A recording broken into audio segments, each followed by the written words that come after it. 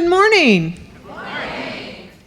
Welcome. I'm Reverend Karen Fry. I'm your Associate Minister here at the Center for Spiritual Living, Dallas, along with Dr. Petra.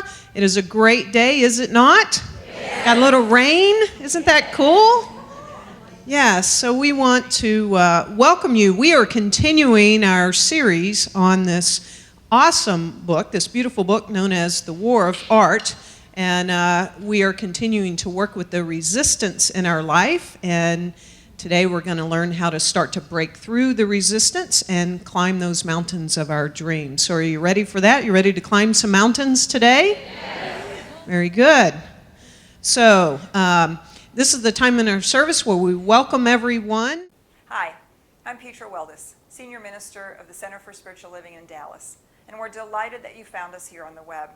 You can find our Sunday services on our website by every Wednesday. And we love that you can look at us online and explore these spiritual teachings. Feel free to explore our archives. It goes back a number of years with lots of special topics and amazing speakers. You can also sign up for our email news, My Daily Words, and my blog, Spiritual Living with Dr. Petra. If you're looking for a spiritual community, come visit us. Or if you're just in Dallas, drop on by. We'd love to give you a hug. Welcome home.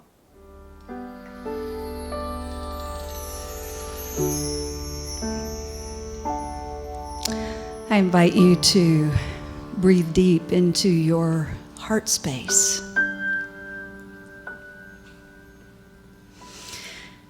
And there relax onto a raft. And together we paddle out into that ocean of love, of good, to a place of peace and relaxation, remembering the truth of our being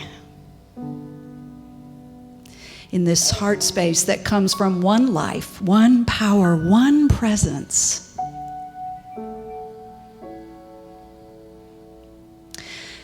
And each of us individually and collectively together, we float there and look about.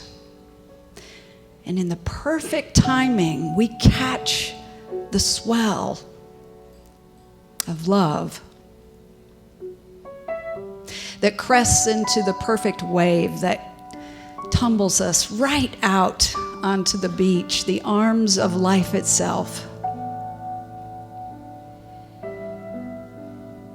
The place where we build castles and find treasures and play and live and build dreams. For that is the truth of who you are and who we are collectively.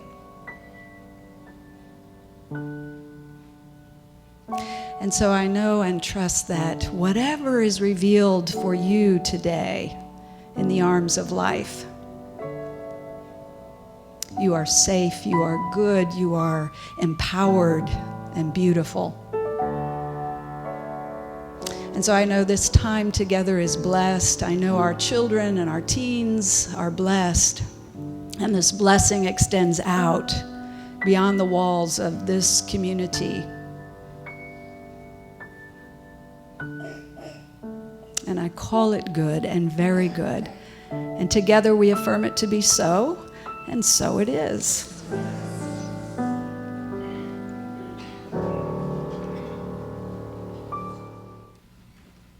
going to sing a little Annie Lennox for you this morning, because she's my favorite, and she's talking about flying out of the nest. I bet some of you can relate.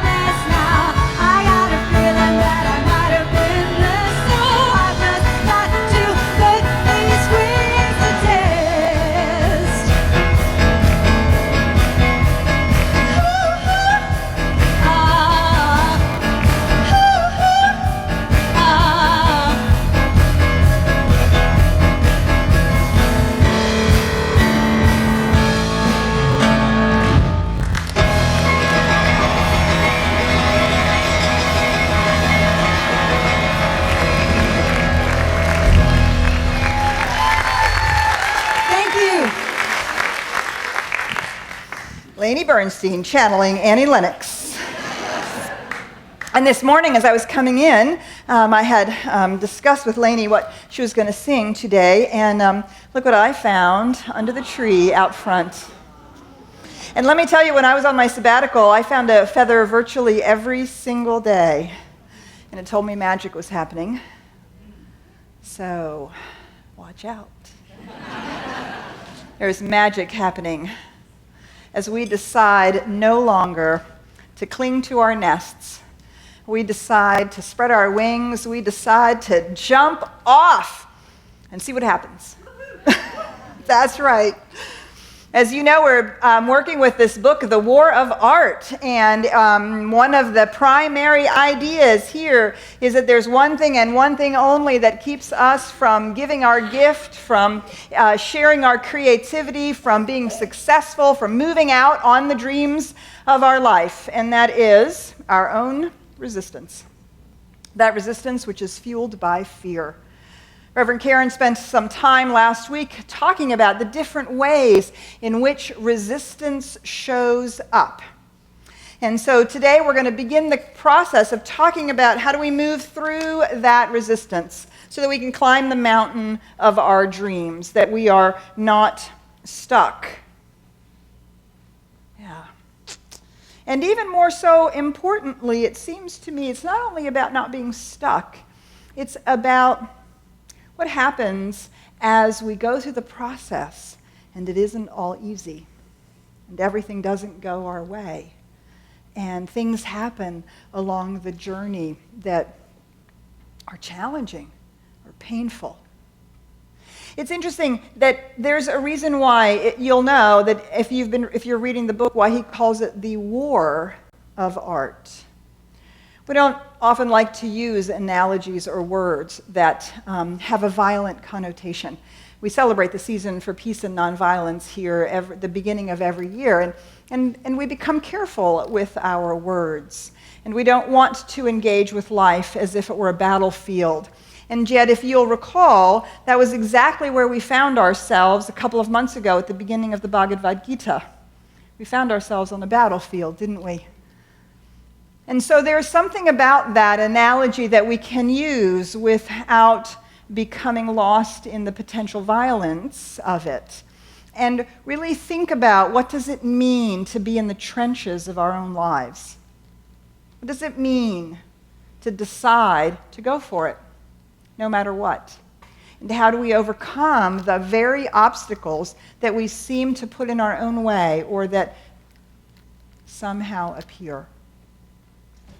Some of you know this story about me, but I haven't told it in a while, so we'll use it as a springboard this morning. It was my first experience, my first really deep experience of this in my own life. I found the Center for Spiritual Living in Seattle, and I discovered there a life-affirming spirituality, and it began to get me off of drugs, and I began to drink less, and carouse less, and I decided, wow, maybe I could actually make something meaningful with my life. I was suicidally depressed when I first walked into a Science of Mind community, and I credit this spirituality and this teaching with saving my life. I worked with the teens when I first got there, and I decided that I was called to be a minister. I was all of 19 years old. And so I wrote my application. There was a seminary in Los Angeles. That was the only one we had at the time. I wrote my application, and I was, after all, a straight-A student. I had applied to a number of universities and been accepted to all of them, and yet, after burning out of my first year in a spectacular way, yeah, you know exactly what that means, don't you? And I started to clean up my life, and I started to get my act together, and I decided it was time to find my calling, and I felt called. So I wrote my application. I got a lovely letter back. Thank you so much, Petra, for your application. Please go have a life. I am completely serious. Please go have a life. Come back when you're 45 or 50, and you have some experience under your belt. We'd love for you to reapply at that time. I wrote back, no, really, you don't understand. I want to be a minister. I am called to do this. I see what it's done in my own life. I feel incredibly committed to this. I've had this calling for a long time. I'm resending you my application with some lovely letters from people who think I'm brilliant and wonderful and that you ought to let me in. I got a phone call back because I was sort of making a nuisance of myself at this point. Petra, thank you so much. We so love that your commitment. We love that Science Mind is doing this great thing in your life and how wonderful that is. But really, at 19, you don't have anything to offer. You need to go back. You need to actually have a life, have children, have a career, have experiences, and then you can come back, and when you're 45 or 50, you can enter ministerial school. I wrote back, no, really, you don't understand. This is what I want to do. And nothing that you can do or say will keep me from it. And I got a polite letter back and a phone call the third time. Really, you have to stop applying. We're not going to let you in. So I got together with the minister of the community at the time in Seattle, and a previous dean of the LA seminary had moved back to Seattle, which is where he was from. And I said, well, they won't let me in, so I guess I'm going to have to start my own seminary here in Seattle. What do you think? It was 2 years. We were in seminary. We were in ministerial training for 2 years before the people in Los Angeles said, hey, what are you guys doing up there in Seattle? And we showed them we're doing exactly what you're doing in Los Angeles. And they said, wow, you must really be serious about this. Yeah, that would be true. And they said, well, if you continue on this way, we will recognize your training and your graduation and allow you and all the subsequent graduating classes to sit for the exams. And that was one of the first satellites that we had. And of course, now we have seminaries throughout the country. I'd barely be in ministry today had I followed that advice. And how often do we have that experience? We have our dream, we start to follow our dream, and it feels like a door gets slammed in our face. And we can, if we're not careful, use our spirituality and say, well, God must not want me to have that. Spirit must not want me to do that. And we can use our desire for ease and grace in our lives to keep us from saying, no, really, you don't understand. I'm going to do this regardless of what's going on. Ernest Holmes, when he talks about moving forward in your life, this way to combat resistance is a steadfast determination to attain some purpose, the letting go of all that opposes it, a complete reliance upon the law of good, and an unqualified trust in spirit. Those are pretty strong words, aren't they? Steadfast. Letting go of all that opposes it, not being in any way, shape, or form convinced that that opposition means anything. To rely solely upon the law of the divine and have an unqualified trust in spirit. These are ways in which we combat resistance. These are ways in which we move through those moments where life says no, or, as Reverend Karen so beautifully pointed out last week, we say no to ourselves. Self-doubt, self-sabotage, procrastination, perfectionism, all of the ways in which we hold ourselves back. And so let's talk for a minute about what strategies do we have when we find ourselves confronted with our own resistance, our own, well, we don't really feel like doing it, or whatever it is that we do. I know for myself, I learned this last year, 2 years ago, I wrote the journals with Dr. Christian Sorensen. I wrote Joyous Living Journal and Joyous Freedom Journal. I had never written anything ever before, and I needed a partner in writing because, by God, I was not going to let him down. And I would get behind, and then I would have to call him, and I would have to say, I'm behind. And then I would say to my friends, I would say, okay, on Saturday I'm chaining myself to the desk, and I'm not getting up until I've written the month that I'm responsible for. And sure enough, that's what I would do. I would chain myself to that desk. And I would get up at the end of the day excited and relieved, and empowered. I did it. I broke through whatever was keeping me from having, from having written it up until that moment. So that's one of my strategies when I find myself in resistance. Reverend Karen has a microphone. We're going to ask you, what do you do? How do you combat resistance? How do you break through when you feel stuck or you feel like there's a no? What do you do? So let's hear from a few of you. Say your name. Linda Matthews. I remind myself that I always have what I need. Yes. Always. Good. She reminds herself that she always has what she needs. Sue, right here. Sue Harala. If I have a big project to do that's overwhelming, what I do is break it down to very small pieces and start on that. Break it down into very small pieces and start on that. Whoa. No falling. All right. I often just end up taking a break, going for a walk outside, doing something that relaxes me, and then I can come back and be ready to take it on. Beautiful. Take a little break, take a little breather. Okay, over there, and then behind in the back. Karen's going to get her exercise this morning. I just remind myself that if I'm creating some kind of stress in myself, that I'm creating a situation that has not happened yet, and I'm kind of in the future, which doesn't even exist. Good. So I just kind of center myself, and be here and be present so that I can see what's really going on. Beautiful. Beautiful. Because we can certainly make up a whole story that hasn't even happened yet, right? What if, what if, what if? Ask for help. Ask for help. Beautiful. I think we had one in the back over there. It might have been Angie, and then we'll come right up here. I set timers for myself because that helps me hold myself accountable. Beautiful. Set timers for yourself. Great. One right here, Karen. All right, one more.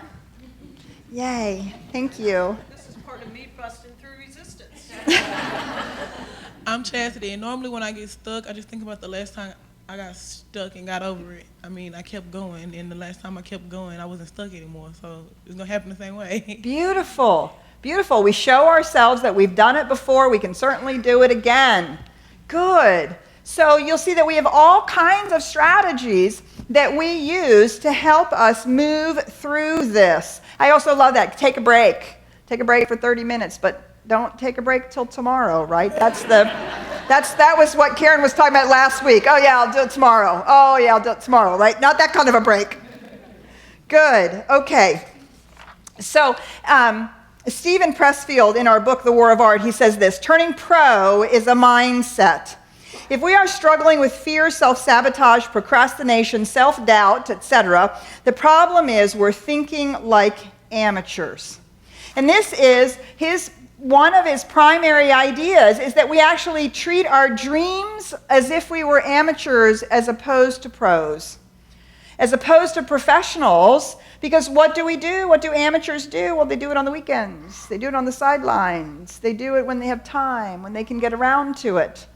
There's something very different when we move from amateur to pro. There's something very different. He says this. He says, first of all, he wants to be clear that by being a professional, this is an ideal. It doesn't necessarily actually mean that it's a job. You might want to turn pro as a stay-at-home mom. You might want to hold your art this way. You might want to hold the creation of your new business this way. The professional is an ideal in contrast to the amateur. Consider the differences. The amateur plays for fun. The professional plays for keeps. To the amateur, the game is a vocation. To the pro, it's his vocation. The amateur plays part-time, the professional full-time. The amateur is a weekend warrior, the professional is there 7 days a week. The word amateur comes from the Latin root meaning to love. The conventional interpretation is that the amateur pursues his calling out of love, while the pro does it for money. Not the way I see it. In my view, the amateur does not love the game enough. If he did, he would not pursue it as a sideline. The professional loves it so much that she dedicates her life to it. So, when we take a look at our dreams and we think about climbing the mountain of it, how do we move from that place of kind of sort of maybe someday or when I get around to it to really engaging in it as a pro? I love this quote from Thomas Edison. The reason a lot of people do not recognize opportunity is because it usually goes around wearing overalls, looking suspiciously like hard work.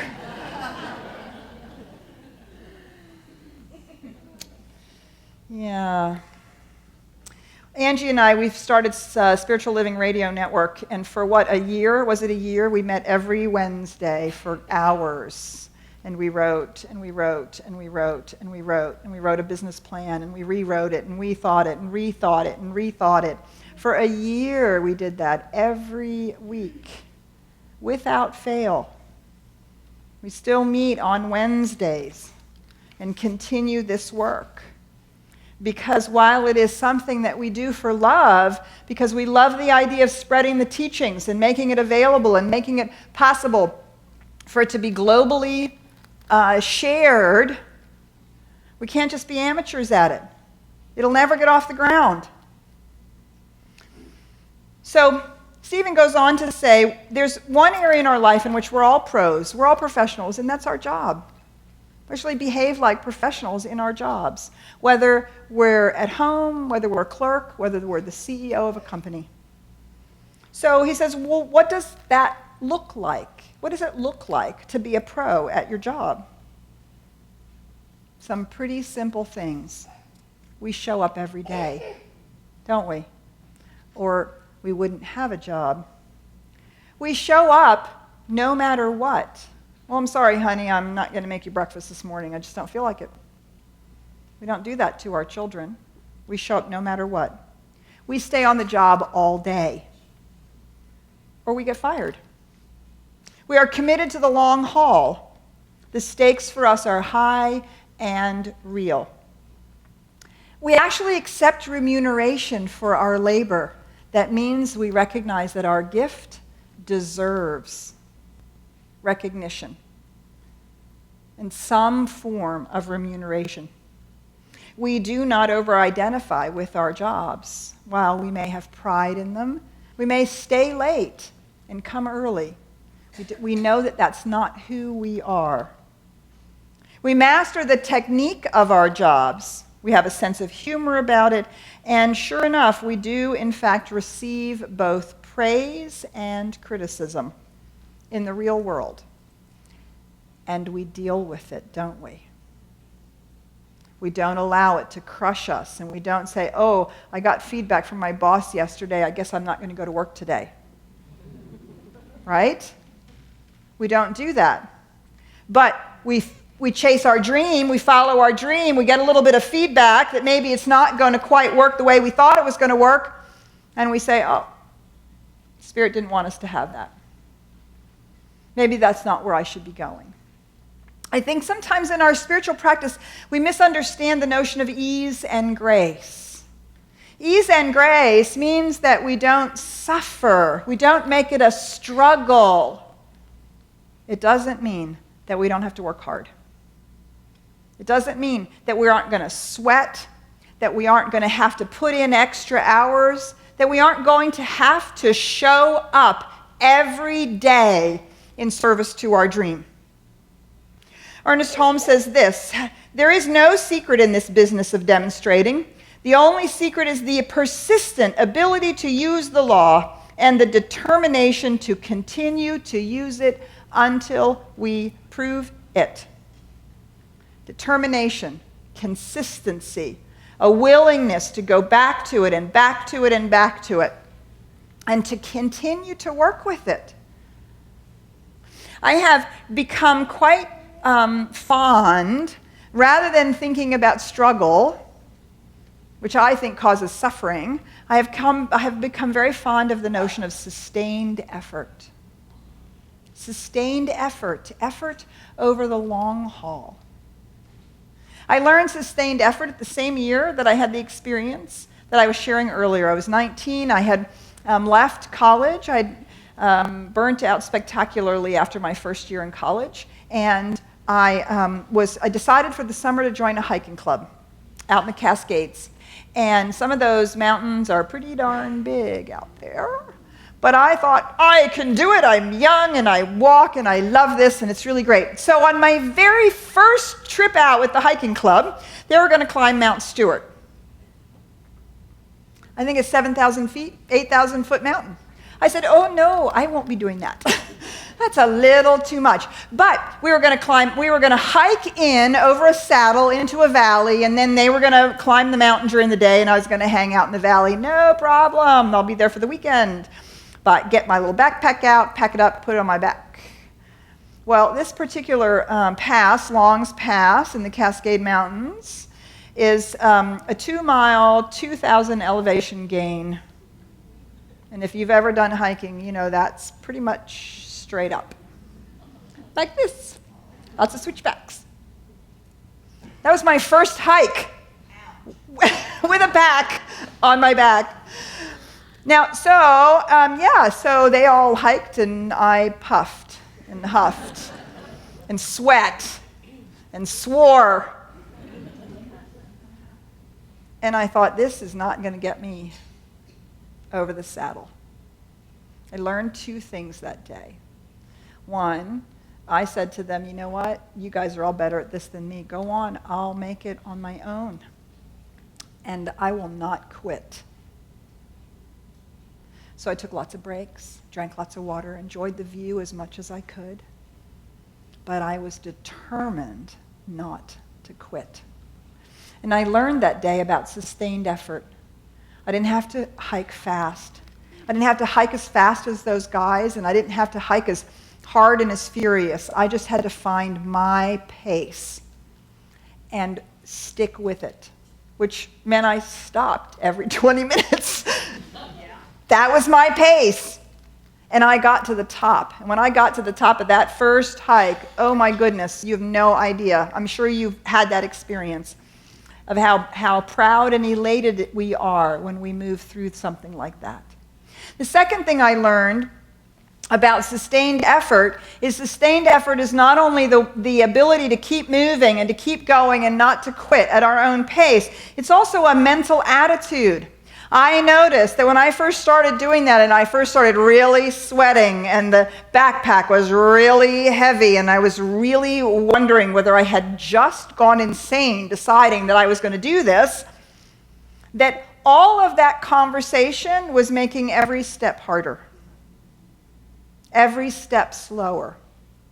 And quite frankly, I was miserable. And yet here I was in the mountains doing something that I had always wanted to do. I'd always wanted to hike in with a pack on my back with people and spend the weekend in the wilderness. And here I was getting my chance. And I was doing nothing but...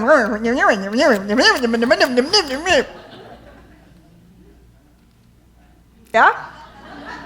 I know you've had those moments too. And I thought, this will not do. I have a spiritual practice. I know about cranking my mind around, cranking my thoughts around. I better think something different. And so that was the practice I've learned, and I keep it unto this day. If I find myself on a hike that I find myself huffing and puffing a little bit and wondering, wow, okay, every step becomes a step of gratitude. That's it. That's what I do. I'm grateful for so-and-so. I'm grateful for my job. I'm grateful it's so beautiful outside. I'm grateful that I'm here. I'm grateful that I have my health. I'm grateful for this other person. I'm grateful. It became my gratitude journal, and I discovered very quickly that every step was easier. Do you see? Sustained effort is not only the commitment to keep moving, it is an attitude where we say that we are willing to do what it takes. So Steven, he goes through quite a number of qualities or ways in which we might need to show up that will help us combat resistance. And so we're going to talk about those. The first one, patience. I love this photograph. Delayed gratification. The ant, not the grasshopper. The tortoise, not the hare. And he reminds us that just like in a remodeling project, everything takes twice as long and costs twice as much, but oh, it will be so worth it at the end. I love that he says it's like the Iditarod. It's not a sprint. And if we're willing to see it that way, we're in it for the long haul. Order. We need to eliminate chaos in our life, to banish it from our minds. So there is room for the muse to attend to the work that we want to get done. If we can't find our stuff, if we can't manage and we can't figure it out, that clutter, that's clutter up here. So not only do we need to declutter our desks perhaps or our workspace, we have to declutter our consciousness from stress and fear and confusion and all of those ways in which we pretend that we don't know what we're doing. We need to act in the face of fear. Sometimes it looks like that to me, and I feel like that. Like, really? Really? Do I really know how to do this?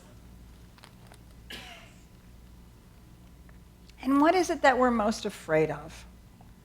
People would argue that we're most afraid of dying. Maybe. Probably it's true. But when we back off from that fear, I think the biggest thing that we're afraid of and the biggest reason that we don't follow our dream is that we're afraid of falling and hurting our pride. Didn't work out the way I thought it was going to. This was harder than it looked. Wow, I've skinned my knee on the way. Maybe we weren't as graceful as we would like to be. Maybe it didn't work out exactly the way we had hoped or thought. Maybe we took some twists and turns. And yet, it's only our pride that thinks it should have been different. It's only my pride that would have said, oh, I can hike that mountain right along with the rest of them. I would have killed myself. They would have had to carry me out. But when we can release that, a whole boatload of our fear goes away. And we get to play with it and be engaged with it differently.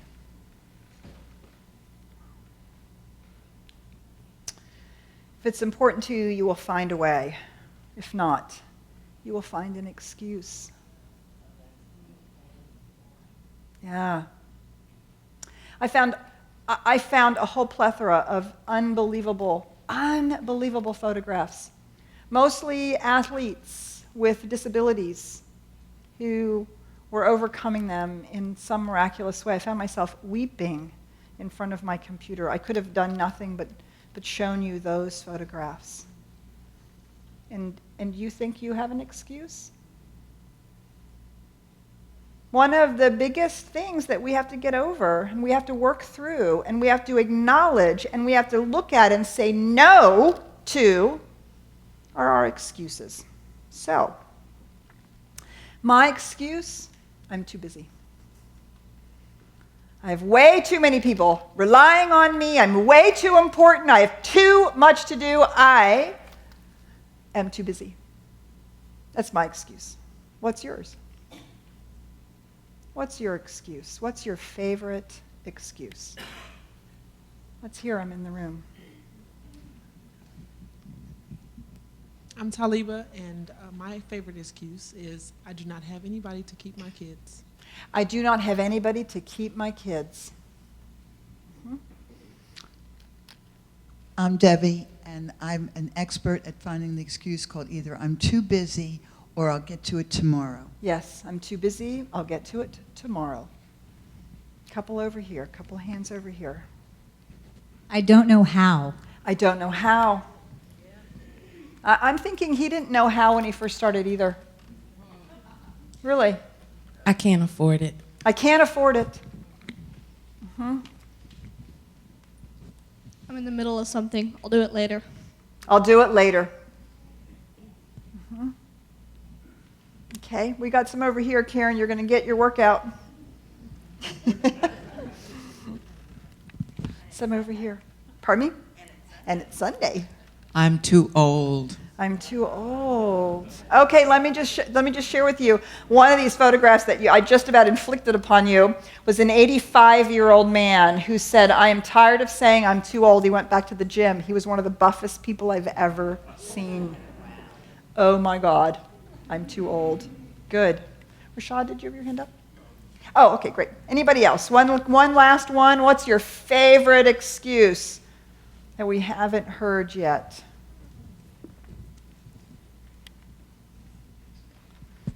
I don't feel like it. I don't feel like it. Oh my gosh, thank you so much for saying that too, Lahoma, because particularly in our spirituality, because we're getting so in touch with our intuition that we often confuse I don't feel like it, and we think it's our intuition speaking to us. Well, I'm just following my heart.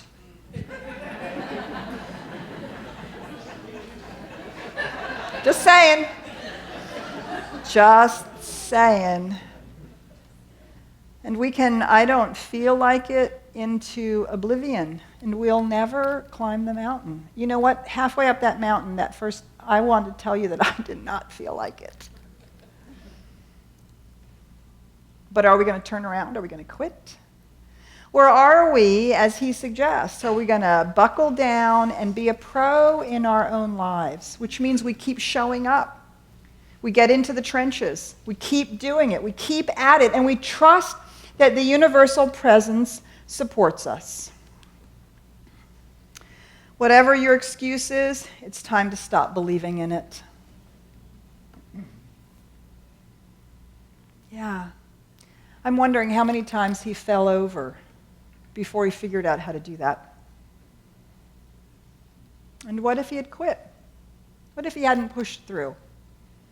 What if he took it as a sign, or decided the pain wasn't worth it, or the embarrassment, or the who do you think you are? How can you possibly imagine that you're in a paint standing up with your foot? Pros play it the way it comes. They have no excuses. They are prepared no matter what. They know that the field alters every day, and they don't complain. They simply engage with whatever is there today.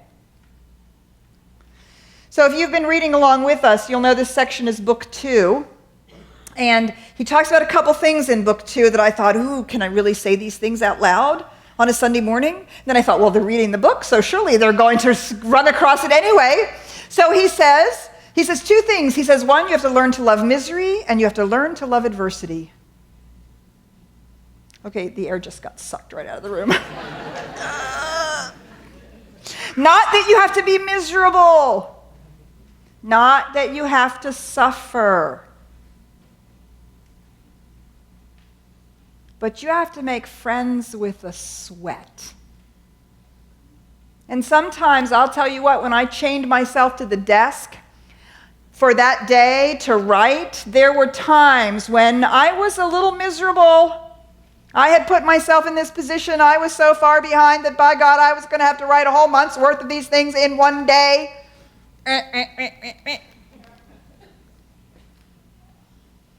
We have to learn how to make friends with it. Not that we're going to live miserably, do you see? But sometimes it rains, and sometimes there's a rock in the road, and sometimes it's steep, and sometimes we sweat. And that's what it means to have sustained effort, so that we can move with that, and we're not afraid of it. And we're not afraid of the no. I had to make friends with adversity. I got told no 3 times in no uncertain terms. Now, we have the option to believe it, or we can make friends with adversity. We can love adversity because we know that it makes us clearer, it makes us stronger, And it invites us to be creative. Let's find a way through, over, under, or around. And the death knell of that is, I don't feel like it. It's a powerful place of spiritual maturity to understand the difference between intuition and, no, this really isn't my path, and I don't feel like it because it's hard and painful. Do you see? There's a spiritual maturity that can differentiate between those two. And we want to keep finding our way through. The professional is sly, Steven says. He knows that by toiling beside the front door of technique, he leaves room for genius to enter by the back. I love that. Edison says it's 99% perspiration and 1% inspiration. We think somehow it's just going to all magically appear. Yeah, no, actually we have to show up and we have to be a part of the process. Edison says he found 999 ways how to not make a light bulb. Make friends with adversity. Somebody said it, ask for help. What keeps us from asking for help? We think it's a sign of weakness, when it's instead a sign of strength. I've had people say to me, no, I didn't think to ask for prayer about that. Well, I've taken foundations class. Shouldn't I do it by myself? Right. That's why we have practitioners.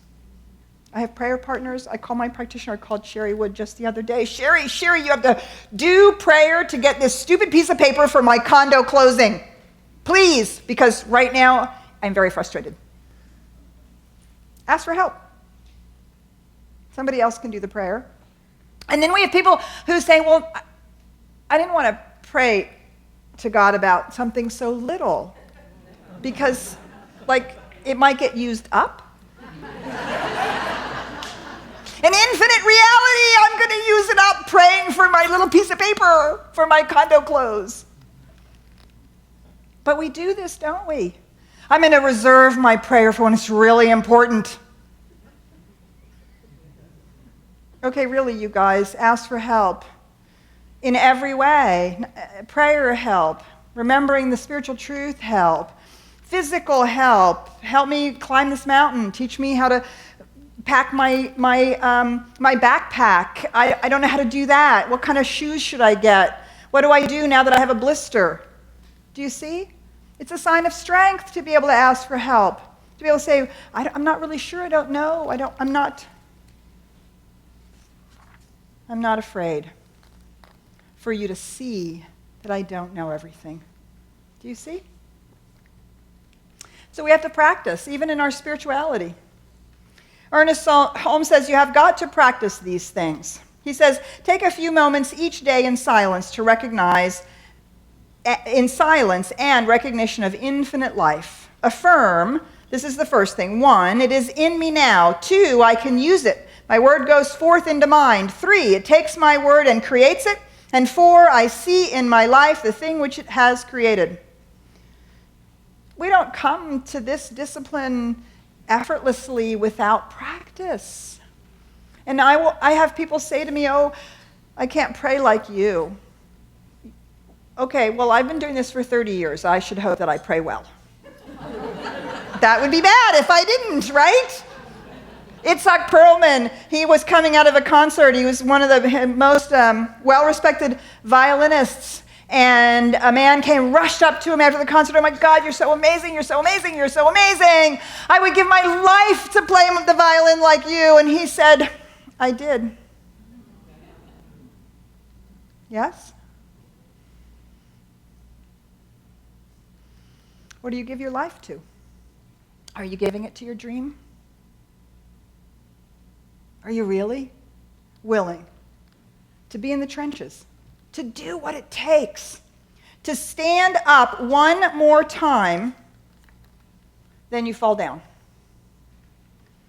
To look for the next yes after the no.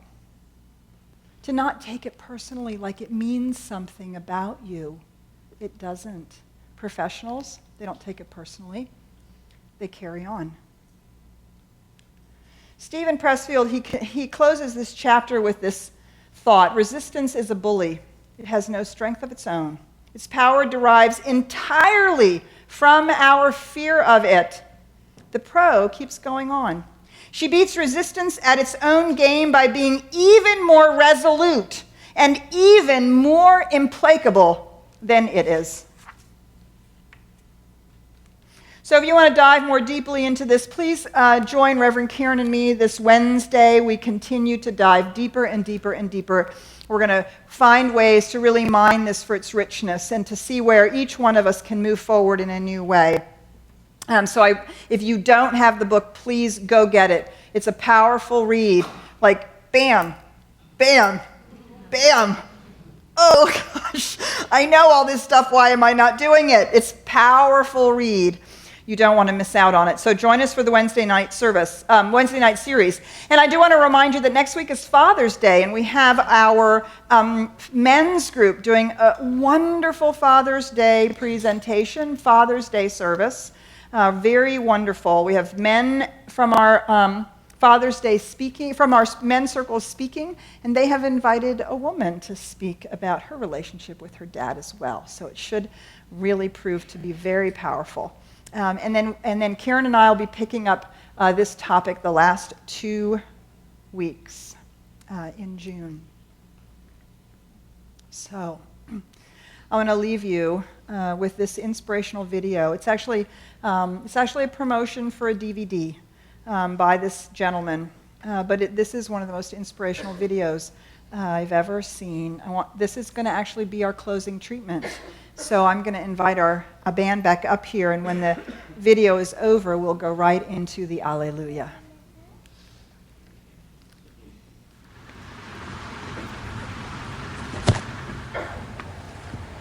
I wasn't ready.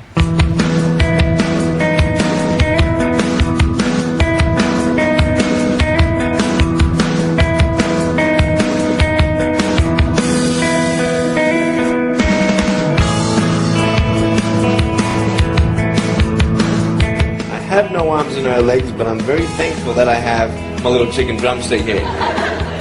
People freak out when they see me for the first time. It's so cool. I was at a water slide all by myself. Everyone obviously at the bottom of the slide is looking up and waiting for other people to come down, and here I come, and they're freaking out. They're like, you know, like this. And I was so tempted to look at myself and go, what happened? You know? And there were times where I sort of looked at my life and thinking, well, I can't do this and I can't do that. And you keep on concentrating on the things that you wish you had or the things that you wish you didn't have. And you sort of forget what you do have. And there's no point, I believe, in my life where I wish I had arms and legs, I wish I had arms and legs, I wish I had arms and legs, because wishing won't help. But what I've seen in life are just a couple key principles, and the first thing that I've seen is to be thankful. It's hard to be thankful, man. I tell you, when I was 8 years old, I sort of summed up my life and thought, I'm never going to get married, I'm not going to have a job, I'm not going to have a life of purpose. What kind of a husband am I going to be if I can't even hold my wife's hand? It's a lie to think that you're not good enough. It's a lie to think that you're not worth anything.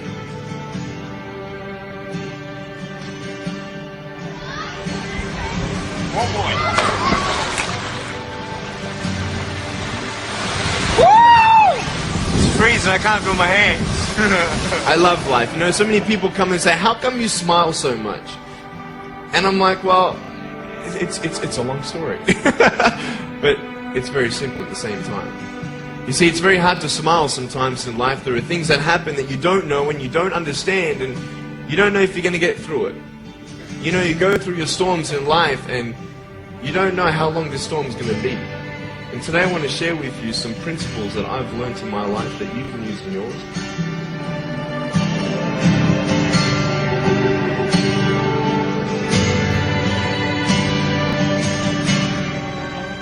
Being patient is beautiful. I tell you, it's the hardest thing. But I realize I may not have hands to hold my wife's hand. But when the time comes, I'll be able to hold her heart. I don't need hands to hold her heart. You know, it is scary to know how many girls have eating disorders.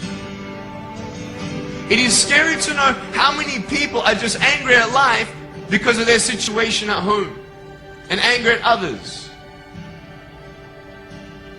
It's scary to know how many people actually feel like they're worth nothing.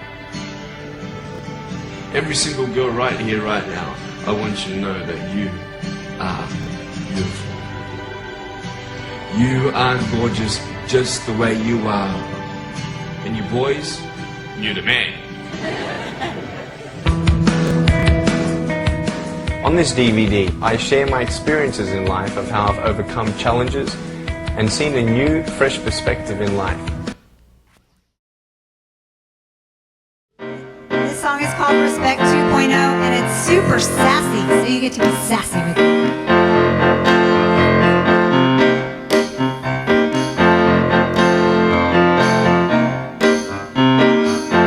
It starts with me, so I will look inside, and then I'll be the change that I see happen on the outside. Then I can honor you, my sisters and my brothers. I see the light in you. When I see the truth, I see you.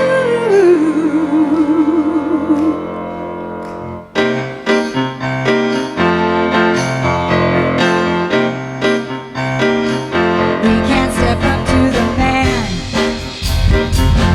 when we all unite. Hold my hand, we'll take a stand. Let freedom come without a fight. Ooh, ooh. Joy is your birthright. Ooh, ooh. Loving is your destiny. Be who you came to be. Know your divinity. Don't you see? If what you give is what you get, give a little respect. Respect. If what you give is what you get, give a little respect. Respect. If what you give is what you get, give a little respect. Respect. If what you give is what you get, give a little respect.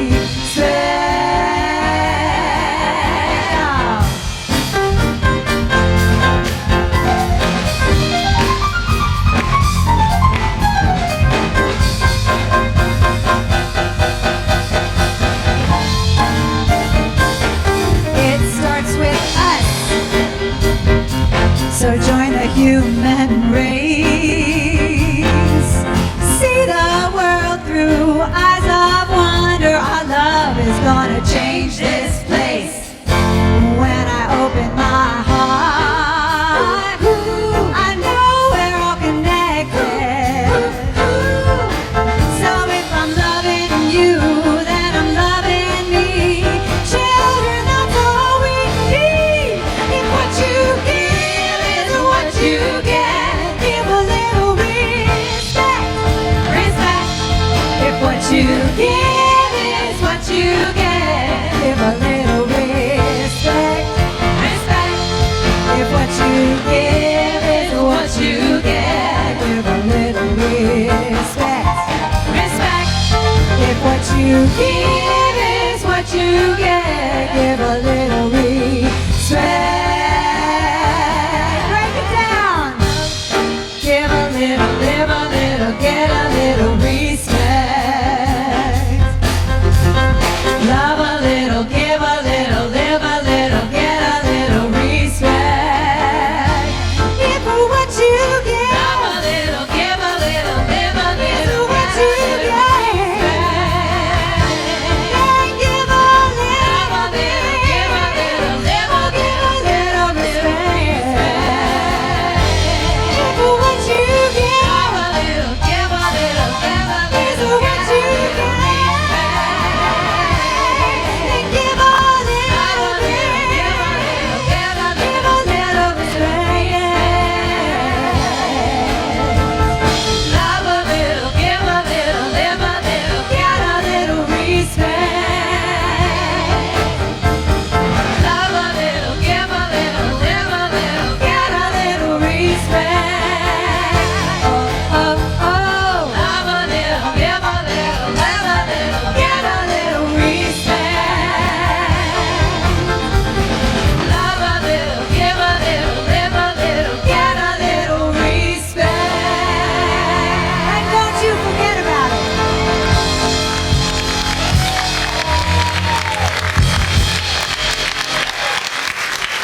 Lainey Bernstein, everybody. And the bells.